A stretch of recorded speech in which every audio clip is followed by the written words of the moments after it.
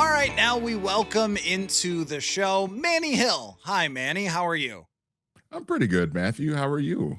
I'm ready. I'm ready for the conference championships, but this is always the time this weekend where you sit around and you wait and you wait and you wait, and then you go, "Oh no, this means there's not much left."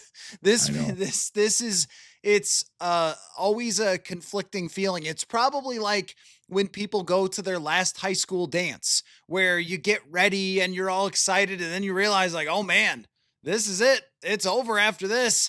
Just the Super Bowl. And I guess, when you're looking at these matchups too, if Bo Nix had been in, then I think it would feel a little bit different than with Jared Stidham. So that sort of took the wind out of my sails a little bit for that game. But I want to get into our favorite things about the game, favorite matchups, favorite storylines. You've got a list of your favorite conference championship games of all time. I restricted you to three because we've only got so much time here, Manny. That could be like a 4 hour NFL Films Manny Hill special. But I want to talk about something that happened out of San Francisco that caught my eye. It's a little bit strange yesterday. A columnist for The Athletic, who's based in the Bay Area, wrote that the 49ers should trade for Justin Jefferson. And I thought, well, that's great. I should buy the Hollywood sign and live on top of it. But neither one of those things are probably going to happen, right? Uh, and then another reporter in San Francisco said that the 49ers would like to trade for Jordan Addison. Now, that is much more realistic, but I was like, wait, did someone walk over to a bunch of 49ers reporters and say they want to trade something with the Vikings? And one guy took it one way and another guy took it another way. One of these things never going to happen. I would like to sell the Athletic San Francisco reporter the Golden Gate Bridge if he thinks that they're getting Justin Jefferson. However, the Jordan Addison idea, well, the charges were dropped, Manny. Still, another brush with the law, another concern added to the pile that has been stacked up by Jordan Addison over the last couple years. He's got 1 year left after this on his rookie contract. What do you think about the concept of trading Jordan Addison? I th- I th- I don't hate it only because of, like you mentioned, the sort of the off the field stuff. It just seems like every off season there's something with Jordan, and at some point, if you're Quasi and KOC, you have to kind of throw your hands up and be like, "Come on, kid, what the hell? Why are you in the news every single off season? Why are we having to deal with this every single year with you?" And I think it kind of brings the question, the focus. I mean, this was something we talked about during the season where Addison was dropping passes and just wasn't as productive as he was his first 2 years in the league, and you just start to question like the focus, and the true dedication to becoming a great wide receiver, because there's no doubting the talent of how good he is, and how potentially the heights that he can reach. Um, but I don't necessarily hate the idea of moving on from him and just saying, okay, maybe you're going to reach your potential somewhere else, but right now we can't. We're trying to win right now. There's a lot of pressure going into 2026, and we don't have time to be dealing with you getting into another issue. And we're just getting into the offseason mode for the Vikings now, and he's already in the news. And so there's still plenty of more time for something else to happen. Knock on wood. You just hope it doesn't. Um, but I don't hate the idea. Now, I don't think that they should move on from him just to move on from him. I think if you can find a good deal that works for you, I think you definitely need to explore it. But I understand the idea of this coming up just because of all of the stuff that we've learned about now in the last couple of years, where he just can't seem to keep himself out of the news. So this is the struggle a little bit for me because when you look at what they're going to pay him next year, 4 million bucks, you Yeah. think, man, it's pretty hard to trade a guy who is making $4 million dollars and had 19 touchdowns in his first 2 seasons. And I agree with you that of all the drops this year, there were certainly some where you could say, man, JJ McCarthy, like take a few revolutions off the football, bro. But I don't think that all of Jordan Addison's drops were like that. I think that, there's one in the Chicago game. The ball's thrown pretty hard, but it hits him right in the hands.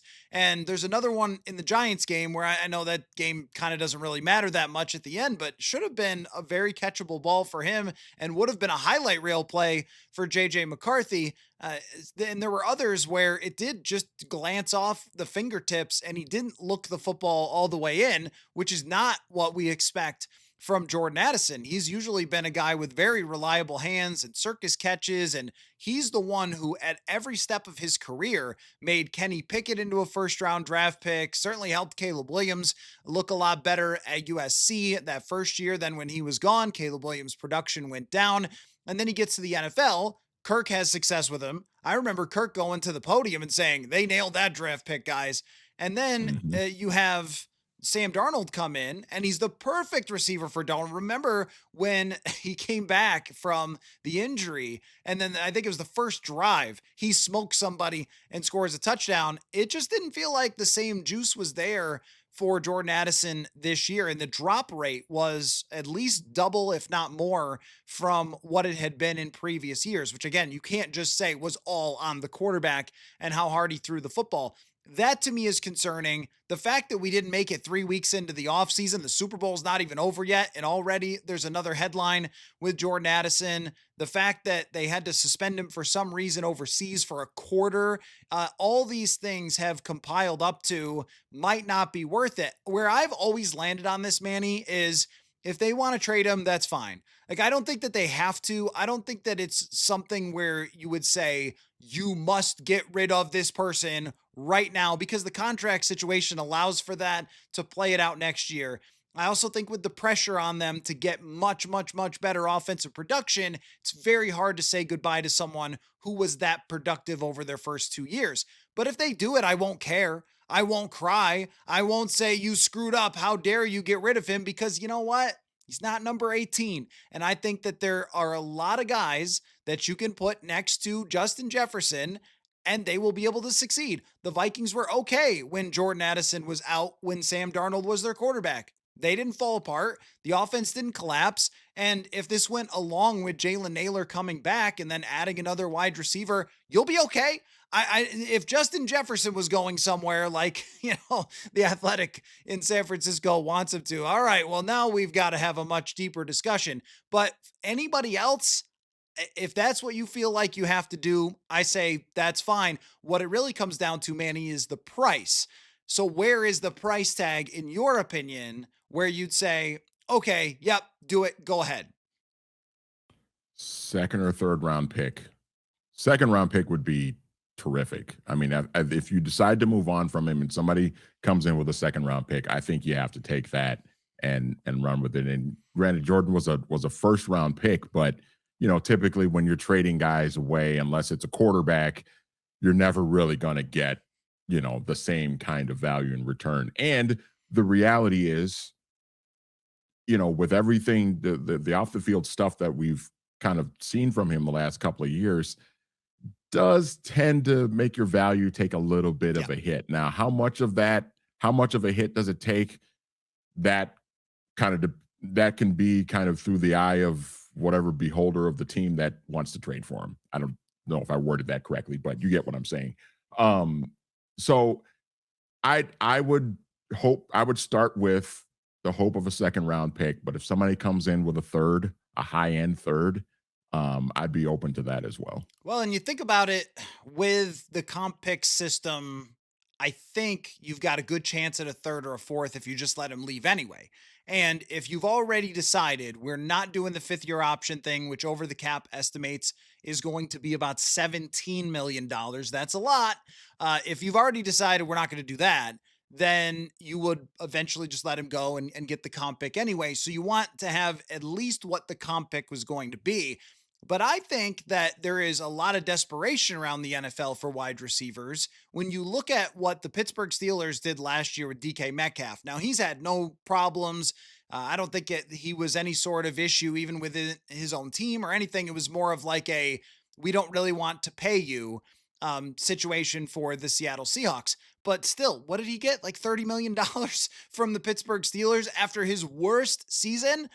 So I think with someone like Jordan Addison, if you set the bar at a second round draft pick, the irony here is that the team that makes the most sense to trade for him is the Buffalo Bills. And they're like at war of the city versus their general manager and owner over this wide receiver situation. But, uh, the last time Josh Allen put up passing numbers that were truly elite was when they had Stephon Diggs and they got him in a trade from the Minnesota Vikings. So that team to me should look at it.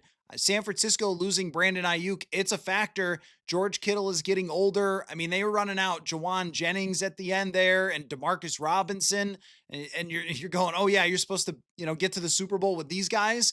But San Francisco, if they came in and they've drafted pretty meh over the last few years, if they came in and said, all right, fine, like this is our window, we got to make this happen. He's on that very good contract for this year. We will give you a second round draft pick for Jordan Addison. And then the Vikings say give $12 million a year to Jalen Naylor to be wide receiver 2, and then develop Ty Felton, who I know everyone has decided already is a bust, but they've always done it this way. KJ Osborne, Jalen Naylor, they develop these guys slowly. And then you get a free agent, maybe another role player. You maybe draft one in, I don't know, the third, fourth round, look for another guy who might be able to fill out a role. And you've got a receiving core that I think can still compete. I don't love the idea, though, of a team that if I was in Kevin O'Connell's shoes and I'm saying, look around the league, man, we're getting fired left and right. If I miss the playoffs next year, I'm probably going to be hunting for a new job. Do I really want to get rid of a wide receiver of this caliber? I think that it still always comes back to that. Like, oh, great, I've got a second round pick for the next guy, right? It's kind of how, you have to think in the NFL. And I don't think that that's always the right thing to do with the NFL and the way that they're just firing guys left and right. I certainly didn't think Sean McDermott should have gone because there was a call that didn't go his way. Otherwise, they're playing in the AFC Championship. We're going to fire him then. So you did it, as we always complain about, Manny. You did it on one game. That's what you did it for, is On one one play. one One play. play. And even then, like there's a questionable pass interference mixed in there. It's not like that's what you're judging an entire guy's, career over is pretty bizarre. So I think that it does make sense. Is there anything else on the roster that you look at, Manny, and go, you know what they could do now that Flores is back is blank?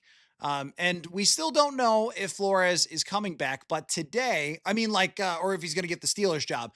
But today, the Ravens hired Jesse Minter, the defensive coordinator from the Los Angeles Chargers. That is the only other team outside of Pittsburgh that has interviewed Brian Flores. So it's basically Pittsburgh or Flores is back. And I tend to think that the odds are in the favor, since Pittsburgh has not hired Flores yet and has interviewed him multiple times. The odds are shifting toward away from that and towards someone else in Pittsburgh. Maybe we'll get news here at some point fairly soon. But let's just say that Flores is back. What's the one move that you want to see made on the defense to help him? I would like to see them add another corner. Um, and this is not a knock on Byron Murphy Jr. or Isaiah Rodgers. They were both fine. I mean, Murphy had a little bit of a down year compared to 2024, but I think overall as a player, he's fine. Isaiah Rodgers is fine.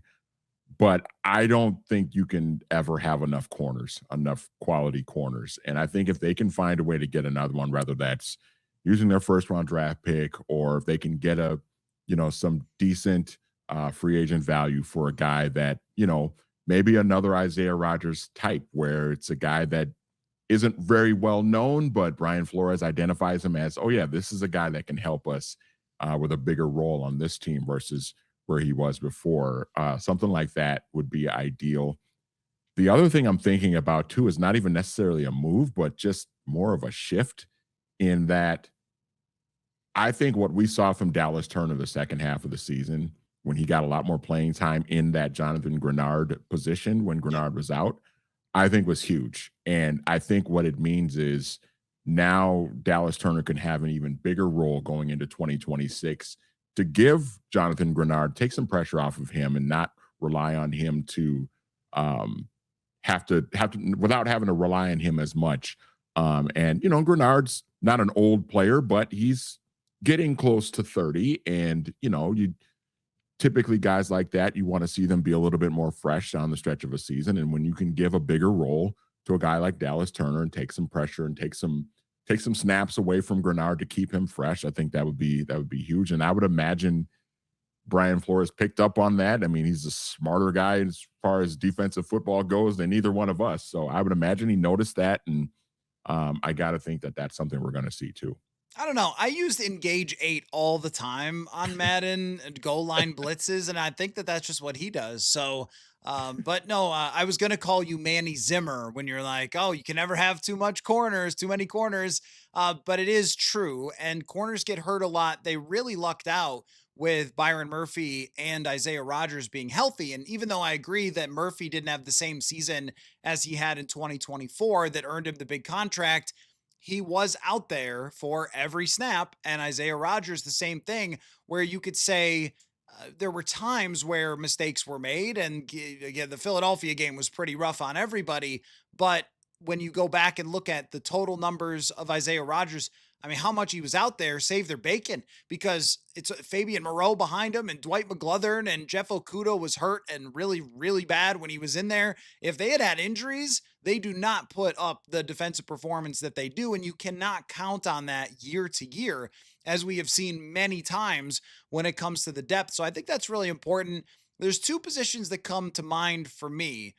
One, I'm intrigued at their approach, and then another one I think is really obvious. The obvious one is if Harrison Smith retires. I think that he needs another playmaking safety. I think that you can create a pseudo Harrison Smith situation with Josh Metellus. Metellus is one of the smartest players that I've ever been around. I know Harrison Smith has like Hall of Fame talent, so it's not quite that. You can't totally emulate what he did. But in terms of like calling the defense, making shifts and adjustments, if they started that process in OTAs of, hey, you are playing that Harrison Smith role, I think the Metellus can do it. But what they really missed was Cam Bynum, that playmaker back there, the guy who could catch the ball, but also his ability. This was very underrated about Cam Bynum. His ability to come up and make tackles on screens, on handoffs, line of scrimmage, like filling in gaps. I thought that his toughness did not get enough credit, and he was probably worth what Indianapolis paid him. They need to find a replacement for that. Now, safeties, they're going at a little bit higher of a price these days. I don't know if that's a rookie, if you can roll the dice again on a rookie, but I think a veteran who's got a playmaking history is important. And here's where I'm a little intrigued, Manny. I enjoy a beefy nose tackle, a large, voluptuous gentleman in the middle. They did Ted not, Washington. yes, Gilbert Brown, Pat Williams, etc. Right? And you go back to some of those old teams for the Patriots. They would go out and get one of those guys. And I thought that at the end of the day, they ended up with an elite run defense. But early in the season, you kind of felt that. And there's a guy, I believe his name is Caden McDonald out of Ohio State. I'm just draft people. Don't go crazy. I'm just starting. But when I looked at height and weight, it was 6'3" and 326. And I thought, kind of like that. and a 91 PFF grade at stopping the run. So I'm kind of intrigued by the idea of getting somebody like that to mix and match so you can play multiple different ways at the defensive tackle position. Yeah, I like it. I'm looking up Caden McDonald now. Yeah, I like the idea of that. And we know Brian Flores likes versatility. He likes to do a lot of different things, give you a lot of different looks on defense, a lot of different pressures, a lot of different coverages. And I think what we're seeing too is a lot of guys on this defense have a lot of versatility. They can do multiple different things. I mean, we talk about Andrew Van Ginkel, what he can do as an edge rusher, as a playmaker on the defensive side, dropping back in coverage and making things happen. And the safety position you mentioned as well. So I think getting more versatility on this defense, not saying it doesn't have any, because it already has plenty, but adding another guy just to give other teams some different looks and some different mixes, so that they can't just figure out one thing from your defense and pick that apart over the course of a game or a season. So that would be big. I would like that. I like the idea of figuring out if Harrison Smith is not going to come back, and we don't know that for sure. But if he's not going to come back, how do you fill that kind of role? Josh Metellus obviously could maybe do a little bit of that, but I kind of like the way that they've used Josh Metellus Yeah. in as kind of the Swiss Army knife, so to speak, in that defense where he can do a little bit of everything. Talking about the versatility there. Um, but yeah, if they can just find those, and the cap situation is going to be tricky, but it'll be fascinating to see what they actually decide to do.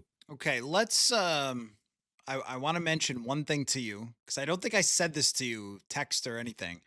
I had a cap guy on the other day, and he said that the Vikings could sign Kyler Murray for $1.2 million.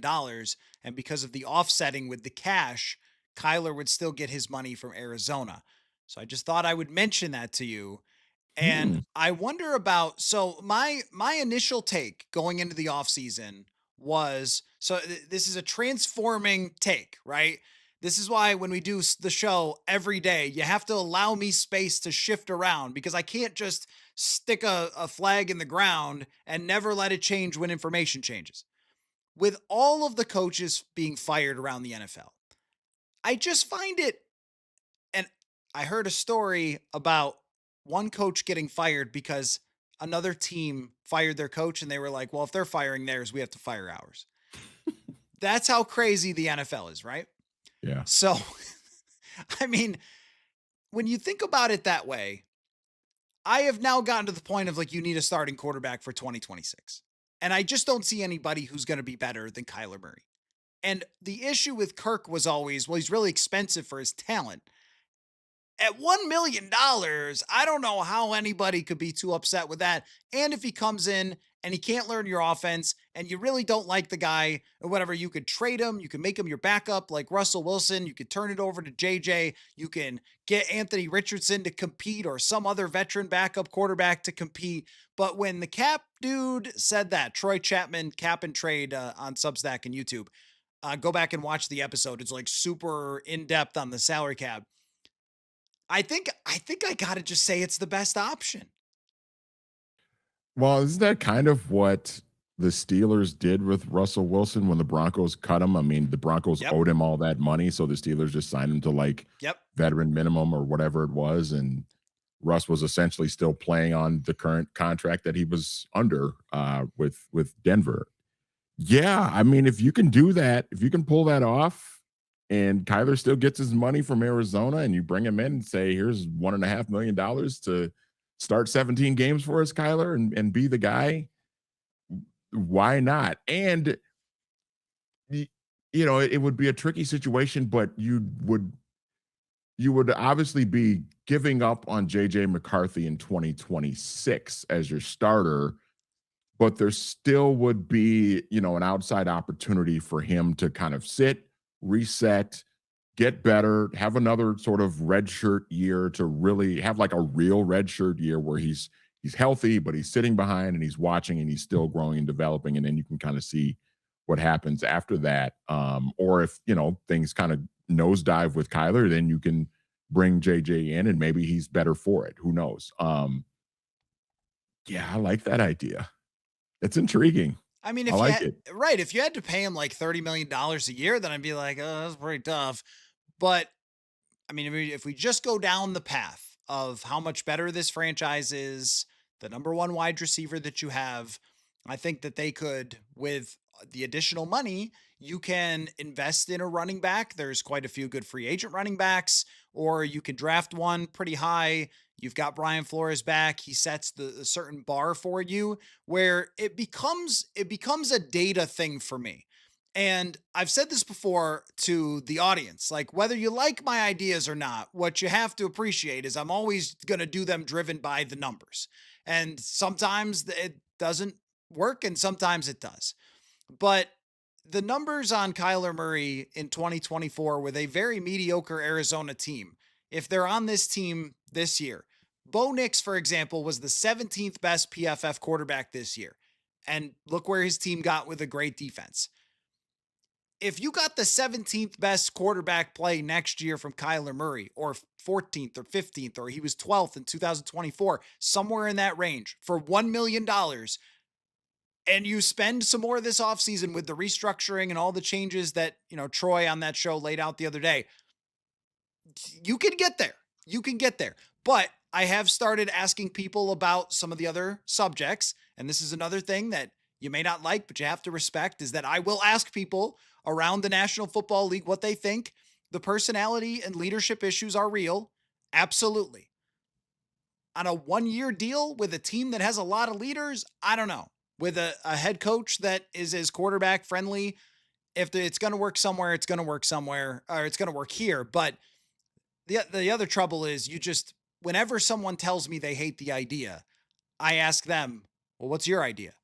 And the Yeah. What's the 49ers, alternative? right? The 49ers just said, and they may be bluffing, but they just said they're not trading Mac Jones. And why should they? I mean, Brock Purdy got hurt. He's under contract. Brock Purdy got hurt. He saved their season. So it's probably like, make us a ridiculous offer and we'll trade you Mac Jones. That was my favorite idea otherwise. And then you get to, I don't even know. So I did want to point that out to you to get your response.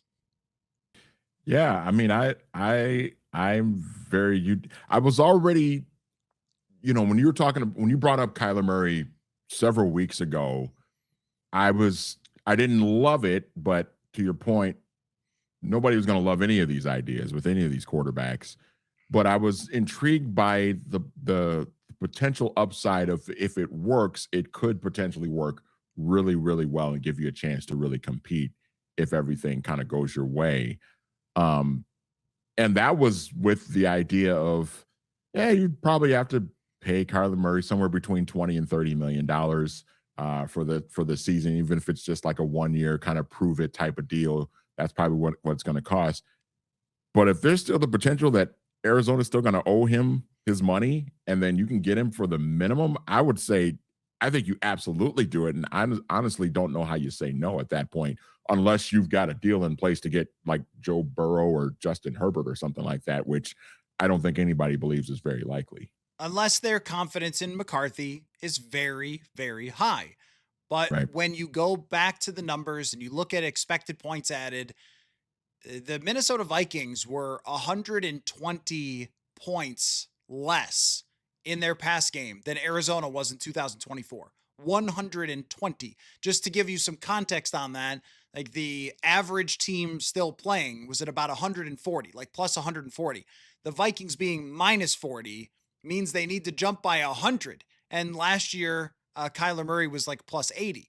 So at least it gets you, if that's what he can bring to the table, at least it gets you somewhere. And there will be a lot of people who say, well, his playing style and things like that. I get all that.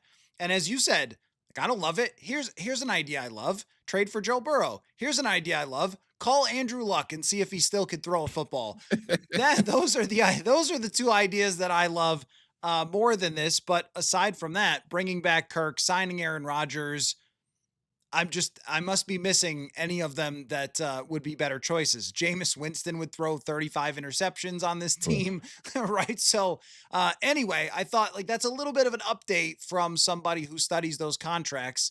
And now we can talk some championship game. Another thing that got brought up on a different podcast by a fan was which teams winning, like in order of the four, would be ranked for Vikings fans' rage, like on the internet. If this team wins, they'll be this angry. If that team wins, so rank the four from most to least angry. I did this, and my ranking might be a little bit surprising to you, but give me your like most to least angry for Vikings fans online if X team wins. I think number one, with assurance for me, I think is the Broncos winning. I Okay. just Yep. because of the still I think Vikings fans in general, I don't feel like this. I'm long over it. I'm like well over a decade over it, but I still think the Vikings fans, a lot of them are still harboring a lot of hatred and disdain for Sean Payton. And it doesn't matter where he's coaching. I think they just want to see him fail. And if he gets another Super Bowl championship with freaking Jared Stidham leading the way of all situations, I think that would drive people absolutely nuts. I that Number was also my number one, by the way. Yeah. That was my easily number one. I thought, you know what? I think Vikings fans have come around to the idea of just like, well, you can't change history. Good for you, Sam Darnold. But Sean Payton, no. And what a salt in the wound it would be for the Vikings to have so many good teams over so many years with someone else's quarterback, backup quarterback, whatever it may be. And then this guy wins a Super Bowl with his backup quarterback. I mean, oh, it'd be brutal. So who do you got for number two? Number 2, I would go with Seattle, and not necessarily because the fans would be mad at Sam Darnold or upset or, for Sam Darnold, but I think they would just be more upset with the Vikings just for, because it's like you let this guy go. You moved on from this guy and he goes to the other team and wins a Super Bowl. I think that would drive Vikings fans absolutely crazy. I wouldn't mind it though. Wouldn't bother me. Well, the pretense was that he couldn't win in the clutch. And then it turns out that if you get all the games at home and your team is really amazing, that anyone can be clutch in the playoffs if you get the right matchups and situations. So Drake May gets to be super clutch when his defense annihilated two quarterbacks, but he gets the all like because it's in the regular season when they play 85 games over X number of years for a starting quarterback, wins and losses are probably going to tell you a lot. And here's my evidence. Who are all the greatest quarterbacks of all time? And I bet they won a lot over multiple regimes. Look at Josh Allen. What's going on behind the scenes is a total circus, and yet they're one play away from the AFC Championship because he's Josh freaking Allen. And that's how they win all those games, right? That will tell you over a long period of time. Certain 500-ish types of quarterbacks, they will usually settle into that. Not referring to anyone specific, but it will just sort of settle into that. Some guys do change, like Matthew Stafford, who was well below average, but kind of a unique situation with his team being such a calamity in Detroit, and then, him changing his playing style in LA. Anyway, the point is that it does tell a story eventually. In the playoffs, I don't believe it does. We're talking about best on best. We're talking about wildly different circumstances. Going out to play the LA Rams with your backup left tackle and your backup guard in versus being at home versus San Francisco, where they just lost George Kittle and McCaffrey gets hurt. And right, it's just like these aren't the same football games. And that's the problem with judging guys based on pure playoffs. Anyway, people don't need that rant again. It would be so much salt in the wounds, though, because that's the main reason that the Vikings let him go is, well, he can't get over the big one. He's not good enough. He can't do it for in the playoffs. We need to build the better team because he's not going to be able to carry us there. And then for him to go to another team, which did a competitive rebuild, by the way, only did it better. Mhm. Yeah, that I think the pain is higher. I don't think there'll be rage. I think it'll just be like more of, hey, look, another gut punch for Vikings fans, as if it's not their 1000th. Especially if the Vikings this offseason end up with Geno Smith somehow. Yes. Yeah. Right. Because it's like, Right. wait a minute. The Seahawks got rid of the right quarterback and won the Super Bowl, and now the Vikings are bringing that quarterback that Seattle got rid of in. How is that going to work? Anyway, number 3, I'll probably go New England at number 3, just because I think there would be sort of this, oh, look, the Patriots again, like they here they go. They found another young franchise great quarterback, and here they are winning Super Bowls again. Like, I thought the Brady stuff was over, and I think just especially kind of knowing that the Vikings really wanted Drake Yes. May and tried very hard to trade for Drake May, and then that guy, you see him win a championship with a team that seems to win championships all the time. It's like, here we go again. So yeah, I'd have them at 3, and then I can't really think of a reason why fans would be enraged if the Rams won again. I can't really think of a reason. Right. This That's is why I got them at 4. you have the same exact order as I had because at least with the Patriots, you could say should have been us. Should have been us Yep. with Drake May, and those darn Patriots wouldn't trade down. The Vikings had gone and got the second first round pick just in case to try to use 2 first round picks to move up, and then we're probably willing to add as much as it took. The Patriots were like, I don't think so. We want our franchise quarterback. And then he was amazing immediately. And you could also make a slight argument about Stephon Diggs that, I mean, there were fans who were mad at Adam Thielen about the end where he went to Pittsburgh. I did not care so much about that entire subject, but Right. because I just think like this happens all the time with players. They try to come back. It's not the same, whatever it might be. And if I'm playing 5 more games in the rest of my life, can I at least go try to play for a Super Bowl somewhere? So I understood it, but fans were mad about that, which means that they still definitely hold a grudge against Stephon Diggs. So if Stephon Diggs goes and wins a freaking Super Bowl with the New England Patriots, I think there will be some outrage for that or some frustration with that. Not like, oh no, we let him go because you got Justin Jefferson out of it, but they just don't like him because of how everything went down there. I truly can't think of anything with the Rams that even connect. Like, I don't, do they even have any ex Viking players? I don't think so. They just have a quarterback that all Vikings fans already knew was really good. And then he's still really good. That's it. Like, their coach is awesome. He's one of the best coaches ever. It's a great franchise. Yeah, I think that's the correct order. So let's get into who we think is going to win these games and what our favorite parts of these games are. So interestingly, Manny, on FanDuel, Jarrett Stidham's over under for passing yardage is 198.5. I'm sure the folks at FanDuel were like, I don't know what to do with Jared Stidham either. So that's where the line ends up getting set for him. What is your favorite part of this game? Favorite matchup, favorite storyline? I am just fascinated by Drake May and how he matches up with this Denver defense. Mhm. I mean, that it's a physical, nasty, but also fast and talented defense. They can just do everything. And you have a young quarterback who is obviously on his way to being a star, as an MVP candidate for this year. Um, how does he match up on the road? Tough place to play. His counterpart is obviously, a career backup, but it's still going to be a tough task for him to go into that stadium with that crowd, that altitude against that defense and really perform well. So I'm just fascinated to see how that plays out. He's got the talent, the ability to be able to function in those situations, but he hasn't been asked to do that yet. His first 2 playoff games have been at home. Um, Matchups, where his counterpart is both games had terrible meltdowns, Justin Herbert and CJ Stroud.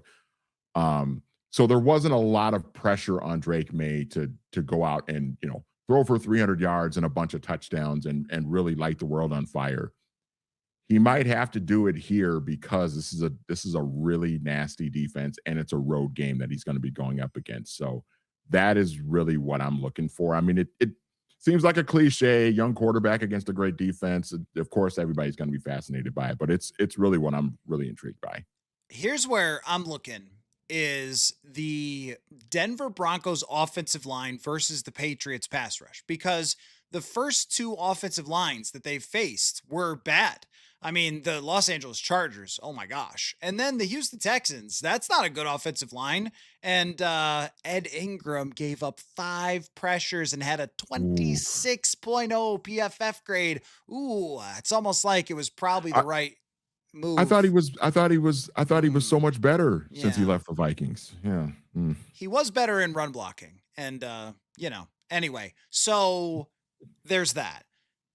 The Denver Broncos have an elite offensive line. They are one of the best offensive lines in the entire NFL. And this offense is not likely to change. It is going to be a quick passing offense, short, underneath stuff, ball out of the hands as fast as possible.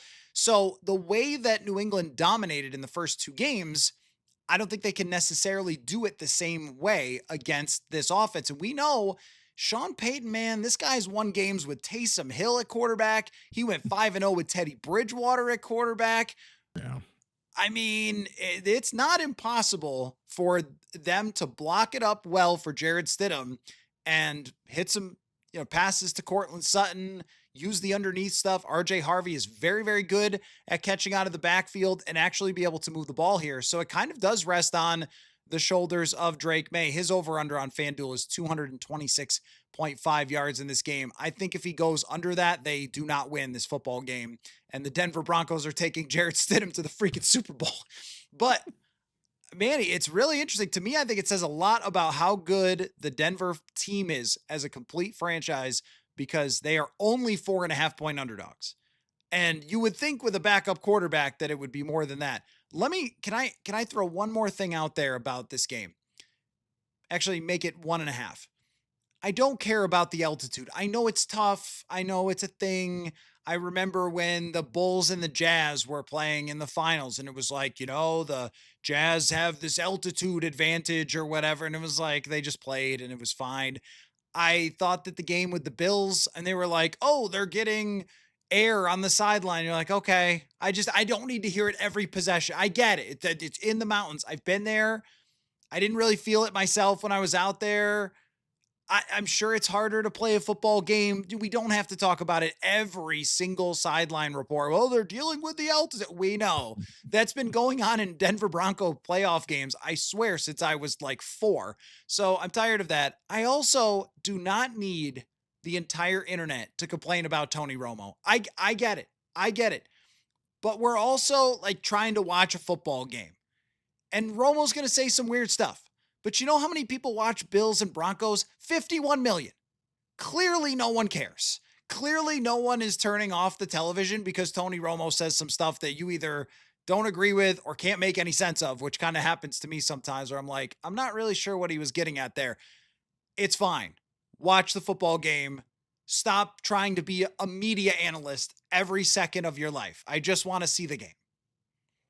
I 100% agree with you. I I'm a kid who grew up in the 90s. I miss the days of Pat Summerall and John Madden calling all the big games. But nowadays it we don't need to be online complaining about the analyst on Nonstop. CBS or Fox. It just doesn't it 4 doesn't matter. straight quarters of people complaining about Tony Romo. Let it go. Move on. Talk about the game. Anyway, all right, let's get to the other one, which is who's calling this one? Is it Burkhardt and Tom Brady? So now Yes. everyone's fine with Tom Brady now. They hated Tom Brady at first. Now it's fine. He got better. Shock that Tom Brady got better at something. That's weird. But everyone wanted to judge him on like his first 3 games.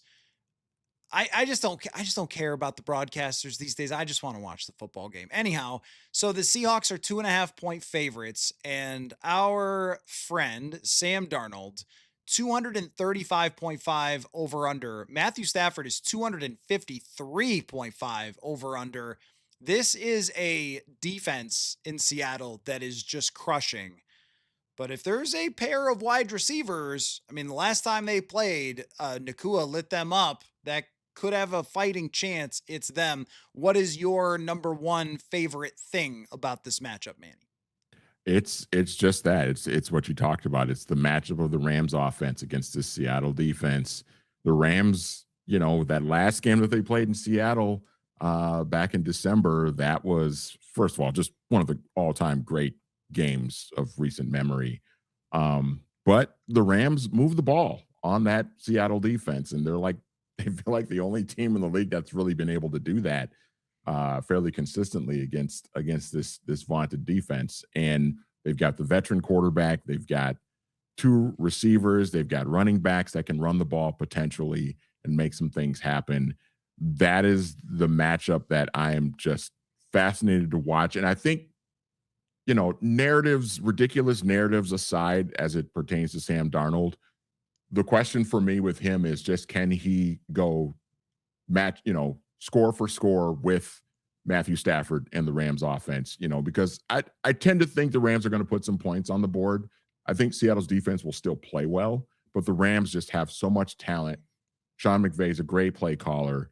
So they're going to get their share of points. I think the question will be, can Sam Darnold and the Seattle offense, kind of match that?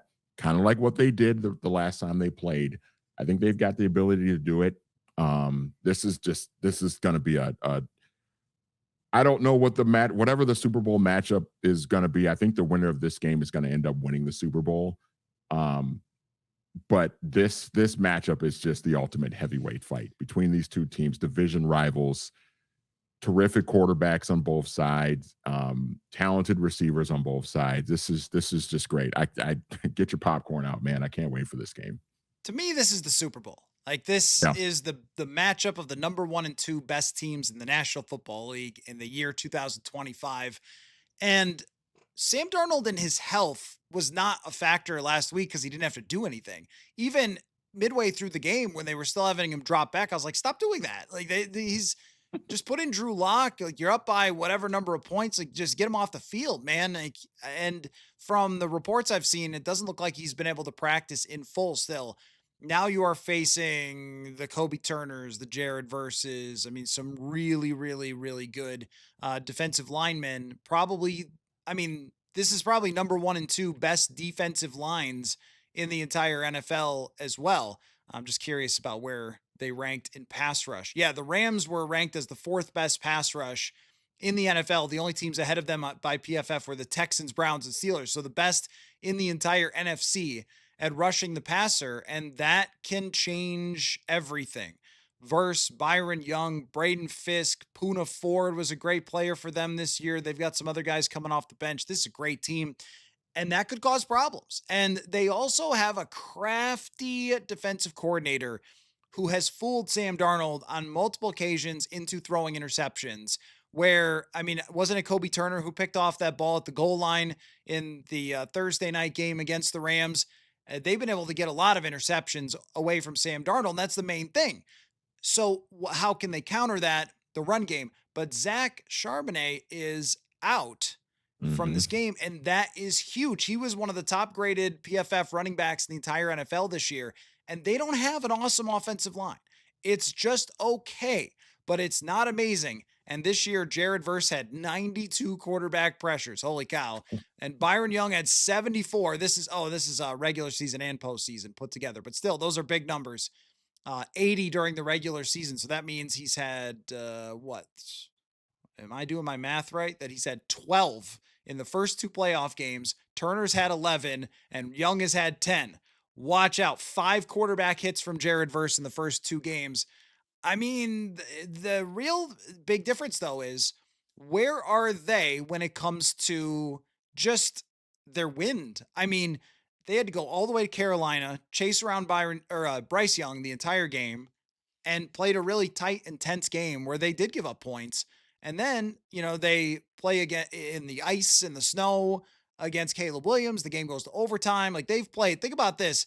I'll pull this up. Snap counts. Quinton Lake, who's played the most snaps for Los Angeles in the playoffs, has been on the field for 148 plays. Now, let me Mm. go over to Seattle and see what their guy is for their top snap getter 59. 3 times the number of plays in the postseason for the Rams. Fascinating, Mr. Hill. Fascinating. So, who are you picking in this one? I yeah, this is a tough one. I'm gonna pick Seattle because they're at home.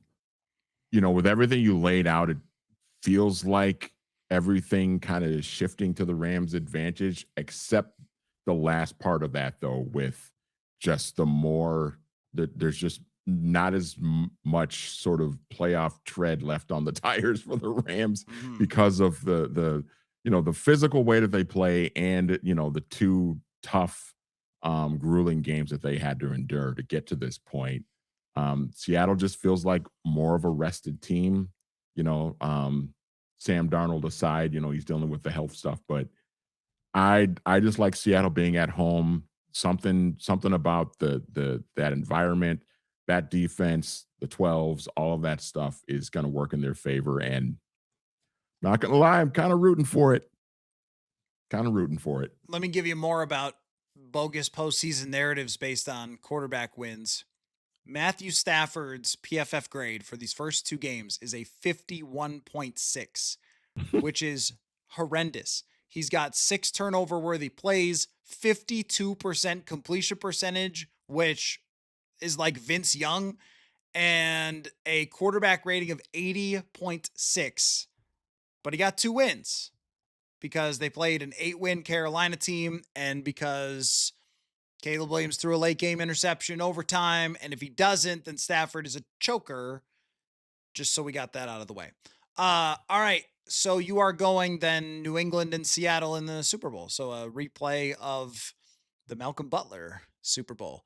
All Mm, right. Speaking of which, I asked you to give me your 3 favorite conference championship games of all time, or at least of your lifetime. I assume you took that as the parameter. So, yep. what are they? What are your 3 favorites? All right, I'll go from 3 to 1. Number 3 for me is 2018 AFC Championship game, Patriots 37, Chiefs 31 in overtime. One of the most insane fourth quarters in playoff history. Two just all-time great quarterbacks, Patrick Mahomes at 22, 23 years old, Yep. emerging as the elite guy that he is, The going D Ford toe-to-toe game. with yeah, the D Ford D game. Ford jumping God, I offside or lining up offside, I think. I think it was like the crown of his helmet Yeah. was like lined up in the neutral zone or something. It was something so ridiculous. Just, and that play would have ended the game because it was a tip pass and an interception that would have sealed the game for Kansas City and sent them to the Super Bowl. But just I think the young up and coming superstar going up against the GOAT in a back and forth battle in that fourth quarter was just amazing and a heartbreaker for the Chiefs, losing that game at home, but just an all time great one. It's one of my favorites.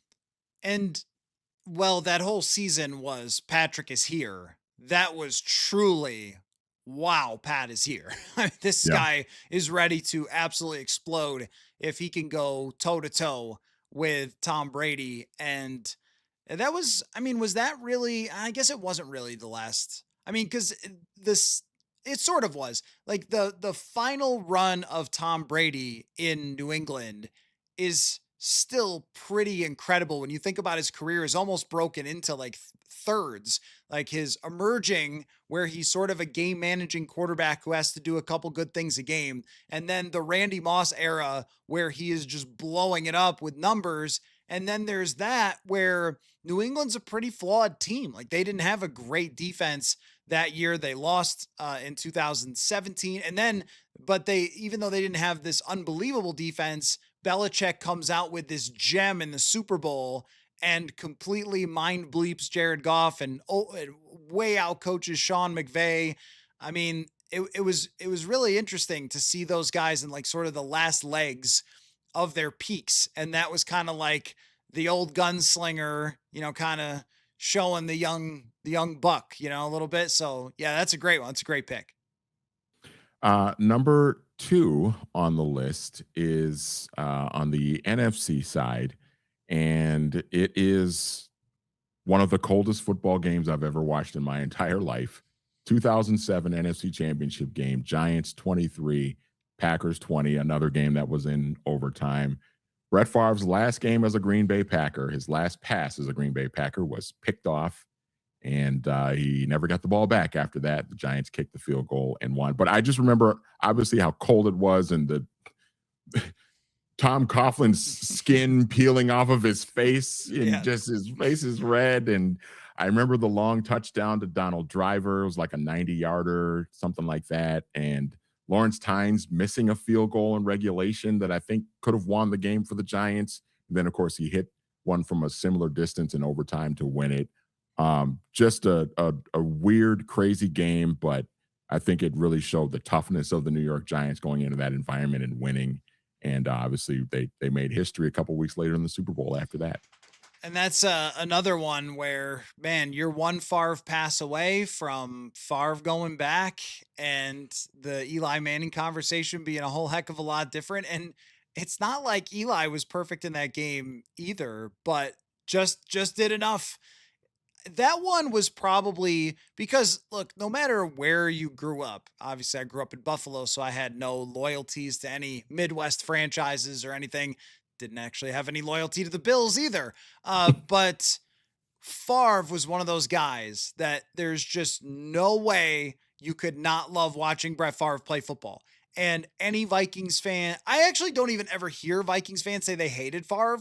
Like they rooted against him, but they never like you hear Vikings fans that hated Aaron Rodgers, but I don't know if they really hated Favre so much as they just wanted their team to be able to beat this magician.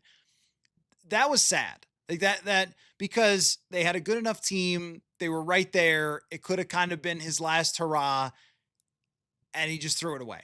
And so I remember that one to me was kind of emotional in that way, where I wanted that for Favre really badly. Like get him back there one more time, one more swing at it, and then, oh, okay, another interception. It was more, I remember feeling more deflated at the end of the game than excited for the New York Giants. And the fact that Eli's going to the Super Bowl is more like, oh, okay, not the storyline I was looking for.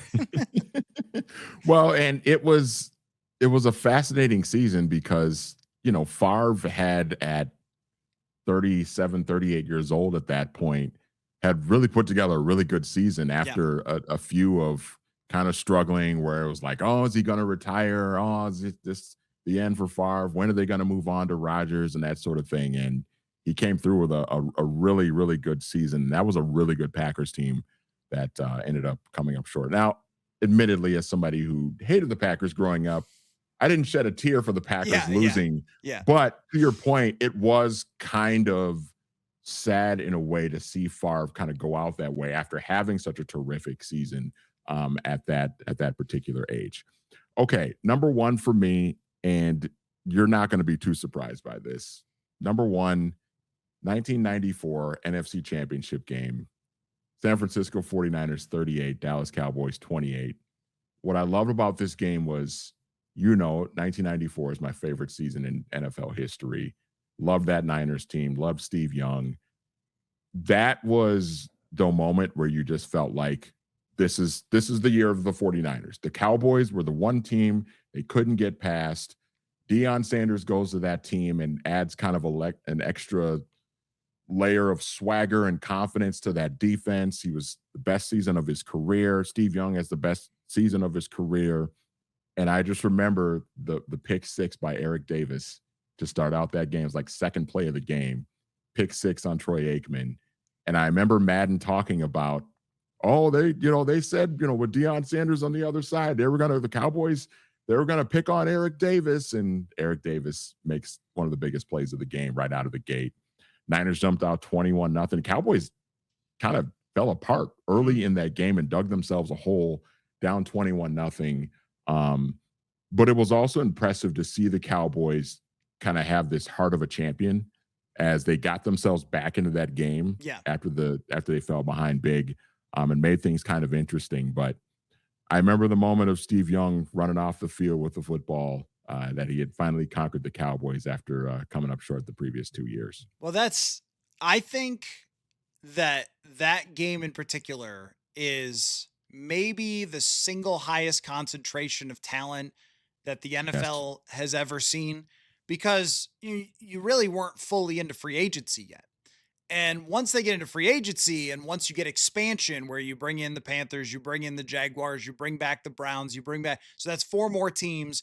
So at that point, these teams had been able to build up to this level of absolute freakishness. And there was just enough free agency, I think, right to the point where they could bring in these other veteran players and stack up their teams, the guys chasing championships. So it was like, it wasn't enough to where guys were always just transient. They were able to develop them over many years where you could draft players and get the better. And Steve Young was fully into that offense at that point. Everybody's in their prime. And then on the other side, the Dallas Cowboys won the Super Bowl the next year. So they still had a Super Bowl caliber team. And once again, it felt like there's the real Super Bowl because what were they in San Diego or was it in Miami that Miami melted down I and was in San Diego. San Diego, okay, Yeah. lost the game to Stan Humphries. And as soon as that happened, it was like, okay, we know Steve Young's getting his Super Bowl because it's not even close. And Steve Young was one of my favorite players of all time, like Yep. easily up on I would say Mount Rushmore of my favorite quarterbacks of all time. So to Yep. see him have that happen, a couple recently have been really, really good. The one that came to mind for me, I say recently is 10 years ago now, but with Peyton Manning, when he wins his last one, that AFC Championship game is crazy because I think were the Patriots not playing like a tight end at left tackle because they had gotten so many guys injured and Denver's just pressuring Brady, but you get a broken Manning has to make some amazing throws in that game, one in kind of the corner of the end zone, right? Owen Daniels. Yeah, right, exactly. Yeah. For a touchdown there, Gary Kubiak's favorite player, Owen Daniels, hits him in the end zone with a brilliant throw. And it's like, yeah, he was totally washed, but he made that play.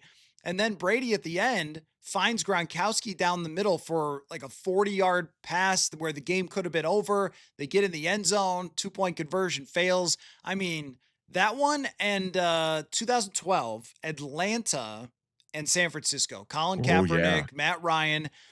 Atlanta gets off to a huge lead. Matt Ryan throws a pick. Matt Ryan fumbles and lets San Francisco back in the game. That's like Frank Gore. They were running some weird pistol stuff with like a Bruce Miller at fullback.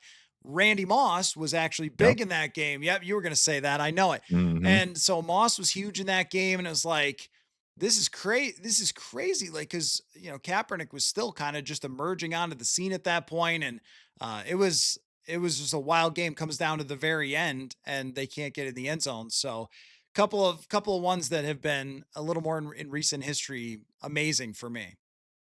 Yeah, another one as you were talking about that too. I thought about Packers Seahawks 2014. I mean, Russell Wilson is having the worst game of his career. I think he threw 4 picks in that game. Yeah, Just awful. I remember I went on Twitter at that time. This was when I was very active on Twitter, and I was ripping Russell Wilson a new one because part of it because I was obviously rooting against the Packers, and I'm just like ticked off at Russell Wilson because like, dude, you're giving him this game. Stop it. Make some more plays, that kind of thing. But then it was a fake field goal touchdown pass from yep, I think was it John Ryan, the punter that threw yeah. It was that the pass to punter. like Yep, a uh Gary Gilliam or something. It was like a backup defensive lineman who catches the touchdown on a fake field goal that kind of sparks the comeback for Seattle, the touchdown run from Marshawn Lynch, and then I think it was Jermaine Kearse who caught the touchdown in overtime from Wilson and to the win it. onside That was kick the that onside they kick. fumbled. Brendan Yep, yep, Brendan Bostic, right? Yeah, yep, yep. that's that one up. Yep. There's a lot of them. Was Sanford or not San Francisco? Was Pittsburgh, Indianapolis? Was that the AFC Championship game where it came to in '95, where it came Oh down to yeah. the helmet? Okay, it was. That was because I Yep. watched that game back not too long ago. I watched NFL Films breakdown of that game, '95, where Harbaugh throws a Hail Mary, but remember, there's no review at this Yep. point, and it looks like the guy's got the catch, but there was a referee standing right there and saw that it was no catch, game over, and that was an absolute war, and that was I Harbaugh's remember best shot by far. I remember the close up afterwards. NBC shows a close up of Harbaugh, and you can read his lips. And he says, "I thought he caught it." Yep. I Yep. remember that too. Yeah, that was an all timer. Well, let's hope we get some all timers this weekend because it doesn't always work out that way. A lot of times in history, there have been blowouts. So we will see. But Manny, as always, thank you for your time. The next time we talk, we will know who is in the Super Bowl, my friend. So I appreciate it.